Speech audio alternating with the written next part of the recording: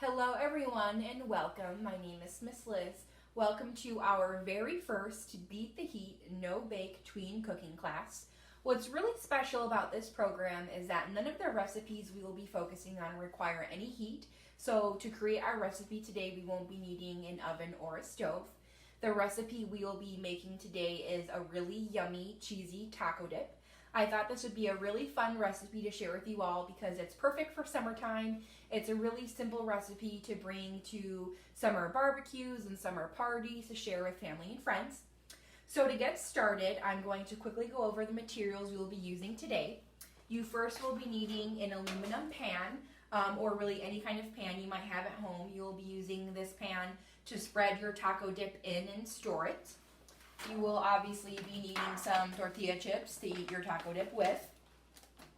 And then as you can see, I have all of my other ingredients here. You also will be needing 16 ounces of sour cream.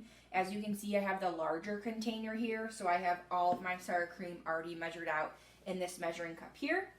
You also will be needing 2 8-ounces of cream cheese. You'll want it softened, so you might want to take it out of the refrigerator about 10 or 15 minutes before you begin your recipe.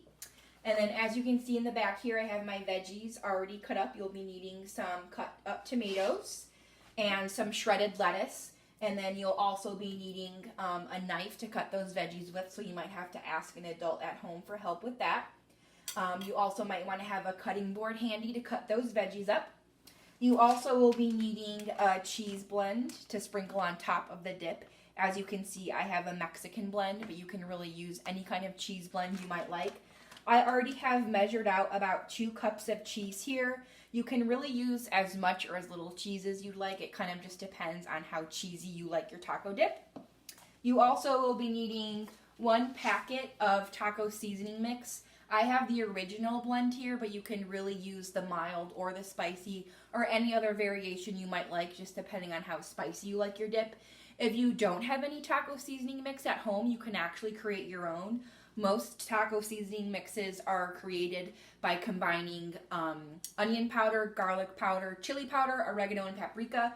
So you can always combine those spices to create your own taco seasoning if you don't have one of these packets at home. And then an optional ingredient includes some chili powder. I like to mix this in with my dip and then sprinkle some on top to make it a little spicy. Again, it is optional, so if you like a little bit of spice to your taco dip, you can always incorporate this. And then you obviously will be needing a bowl to mix your dip in. As you can see, I have a KitchenAid mixer here. You don't have to use a KitchenAid mixer. You can always use a regular hand mixer, or you can really just mix it by hand because we're not using a lot of ingredients or a lot of heavy ingredients. It's super simple to mix it by hand. And then obviously you will also be needing a spatula or a spoon to mix, scoop out your dip, and then spread it in that pan. So to get started, the very first thing you'll want to do before any recipe or doing anything with food is wash your hands. So we're going to come over here and wash our hands for 20 seconds. So take some time to wash your hands, get them nice and clean. That way you are ready to get cooking.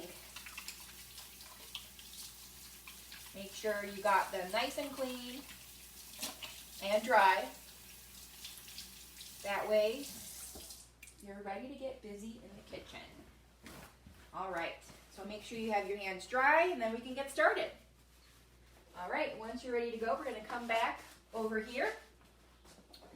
All right, so the first step in creating our taco dip is getting your bowl ready. I'm actually gonna take this mixer off just for now, so you can kind of come closer and see all the ingredients mixed in. So the first step is getting our sour cream in that bowl.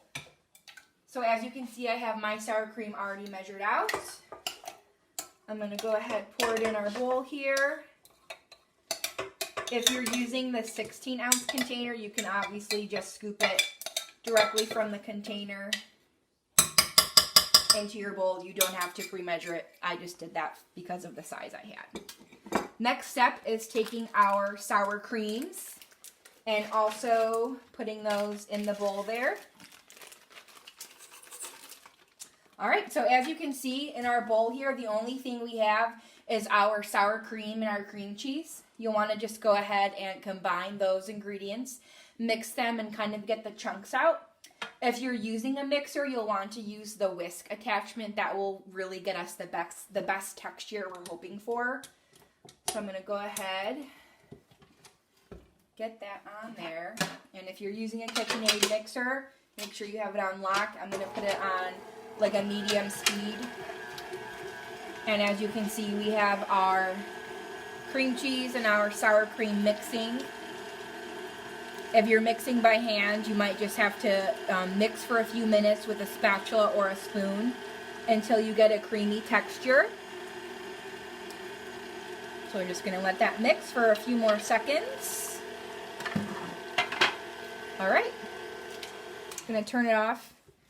And if you've used the KitchenAid mixer before, you know that sometimes you have to kind of go in and get some of those chunks out and mix it for a second time. So we're going to take a moment to do that for just another minute or so, and then we should be good to go. So again, make sure you have that on lock. Medium speed. And make sure you get some of those chunks out.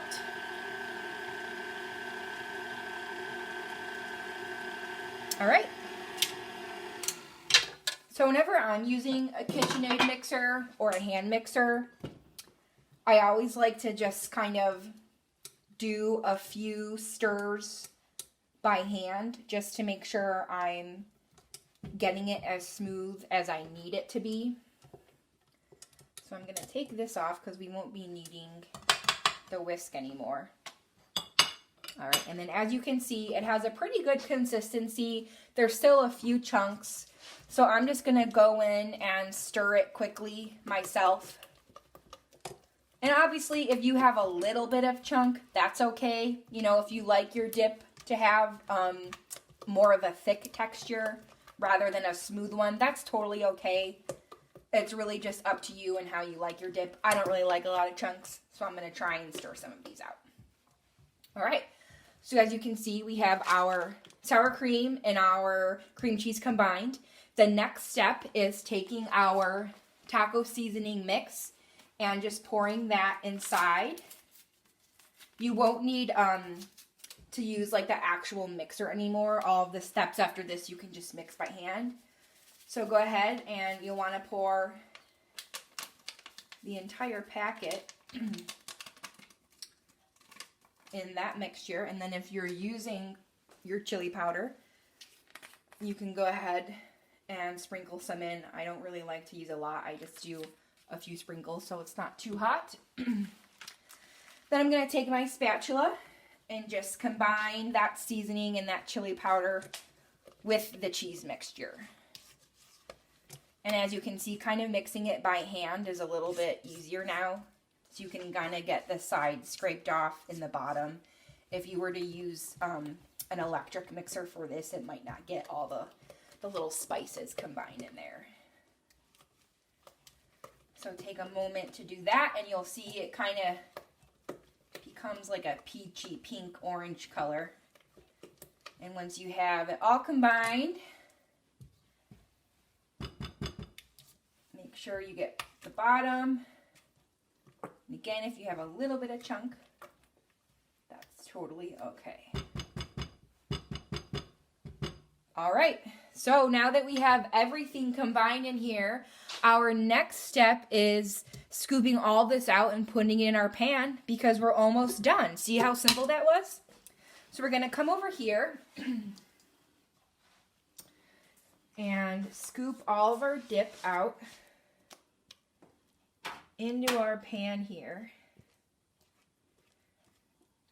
And although a flat pan is easiest just for dipping and sharing, you really can store it in any kind of container.